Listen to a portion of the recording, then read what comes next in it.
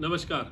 देखिए, हमारी रसोई जो है वो आयुर्वेदिक औषधालय है और उसी औषधालय से हम लोग जो है खाना बनाते हैं और उसी के अंदर जब भोजन का कॉम्बिनेशन स्वाद के साथ जुड़ जाता है तो हमारा स्वास्थ्य भी जो है कुछ अच्छा हो जाता है, क्योंकि हमारी रसोई के अंदर बहुत सारे मसाले होते हैं। एक आज मेरी जो चर्चा है वो एक ऐसी चीज पर है जिसको आजकल या पहले भी थोड़ी गलत नजरों से देखा जाता था, जिसको कहा जाता है पान। देखिए, पान जो है तांबुल, अब मैं इसी को जोड़ता हूं हमारे पूजा पाठ और पूजा पद्धतियों से। हमारे किसी भी पूजा पद्धति में आप देखिएगा, किसी भी पूजा पाठ को जब हम करते हैं तो उसमें तांबुल यानी पान का पत्ता अवश्य होता है। कभी भी हमारी किसी भी पूजा में अगर पान का पत्ता नहीं है तो वो पूजा अधूरी मानी जाती है। क्यों? देखिए कि आप ये समझिए कि हमारी जितनी भी पूजा होती है उनमें जो जो चीजें हैं सब औषधीय गुण वाली होती हैं। उन्हीं औषधि के गुणों को लेते हुए हम लोग एक संदेश देते हैं कि ये सब चीजें स्वास्थ्य से जुड़ी है। चाहे आप तुलसी की पूजा करें, चाहे आप पीपल की पूजा करें, पीपल तो अपने आप में एक वैद्य है, तो उसी प्रकार पान का पत्ता जो है वो बहुत सारे औषधीय गुणों के साथ भरपूर होता है और उसे खाना चाहिए। बात अब यहाँ आती है खाने के तरीके से।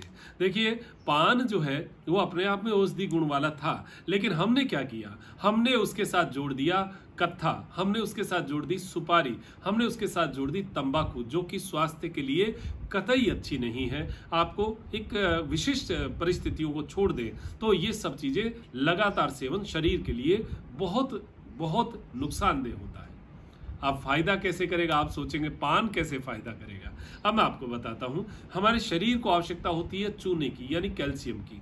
कैल्शियम आप सीधा चूना, जैसे बाजार में जो चूने की कड़ी कहते हैं हमारे यहाँ, तो वो सफेद चूना आता है। वो सफेद चूना जो बुझा हुआ होता है, पैकेट में आता है, लोग खन्नी खाते हैं, वो उचित नहीं है, शरीर के लिए नुकसानदेह है। लेकिन वो जो चूना है वो हमारे लिए फायदेमंद है। अब उसको कितना लेना चाहिए? आप एक पान का पत्ता लीजिए, उसमें इतने गुण हैं, पाचक गुण भी है, साथ में हमारे शरीर की प्रतिरोधक क्षमता को बढ़ाने के लिए बहुत अच्छे गुण हैं, साथ में डिटॉक्सिफाई करने के लिए अच्छे गुण हैं। तो पान का पत्ता लिया, घरेलू पान की बात कर रहा हूं मैं, बाहर के पान की नहीं। आप घर पे जो पान बनाएंगे वो आप पान के पत्ते लाइए, वो बाजार में मिल जाते हैं, 10-20 पत्ते ला के रखिए, फ्रिज में एक गीले कपड़े में लपेट के रखिए, उसमें से एक पान निकालिए। घर में 2 जने बड़े खाने वाले हैं 2 खाइए, 3 बच्चे भी खाने वाले हैं तो खाइए, लेकिन बहुत छोटे बच्चे को नहीं देना। तो अगर 18-20 साल का युवा है उसको दिया जा सकता है। तो पान का पत्ता, तो उसके ऊपर चूना, चूना कितना, इतना सा, 1 गेहूं के दाने जितना चूना, तो उसको गीला कर लिया तो थोड़ा आधी चम्मच पानी हो जाता है। वो पानी को उसके ऊपर लगा दिया, केवल चूना हो गया। अब उसके ऊपर क्या क्या डालना? गुलकंद ठंडी तासीर का होता है, वो पाचक भी होता है, ठंडी तासीर देता है, तो थोड़ा गुलकंद डाल दिया।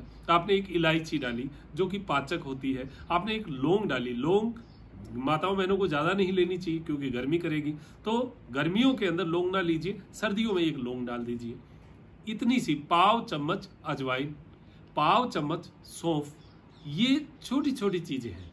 ये अगर आप इलायची आपने उसमें डाली दी है तो ये छोटी छोटी चीजें जो है ये आपके लिए इतनी बढ़िया रहेंगी। आप उसको लपेटिए। अगर आपके पास गुलकंद नहीं है, थोड़ा शहद डाल लीजिए मिठास के लिए, उसको मुंह में रखिए।